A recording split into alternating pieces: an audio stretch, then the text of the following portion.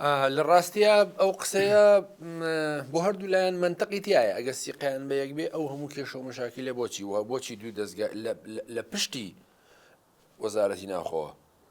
دەستگای ئەنجومەنی ئاسایش هەیە و لە دوای ئەوە بەدەر لەوانە هەردووچان دوو دەستگای زانیاری و پاراستنیان هەیە بۆ کاروباری ئەمنێ حیزبی و منطقەیی و ناوچەیی و بۆ پاراستنی قسەی خۆشیان هەرێمی کوردستان بێگومان سیقەوی احتیماد نییە لە بینیانە ئەگەر سیقەوی احتیماد هەبێ مەسەقەی چێکە وەزارەتی ناوخۆ ئەمساڵ لای ئەم دەورەی لایەکی کە دەورەیەکی لای وەزارەتی پێشمەرگە بە هەمان شێوە بەڵام قسەکەی حکوومەت هێرێمی کوردستان بەڕاستی فۆرمێکە بۆ ڕەواز پێدان بەوەی کە حکوومەتێکی یەکگرتووی کوردیمان هەیە ئەگەرنا لە ڕاستیە ئەم دوو هێزە ئەم دوو ناوچەیە ئەم دوو زۆنە بە هیچ شێوەی یەکگرتوو نین و ختابەکانیشان جیاوازە و پەیوەندیەکانیشان جیاوازە یعنی پەیوەندیەکانیان سیرکە پەیوەندیەکانیان لەگەڵ ئەحزابی ناوچەکان لەگەڵ خودی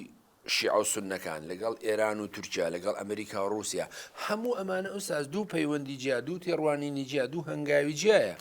و ئێمە فۆرمێکمان بە حکوومەتی هەرێمی بەخشیوە فۆرمێکمان پێداوە کە ناوی حکوومەتی هەرێمی کوردستان بێ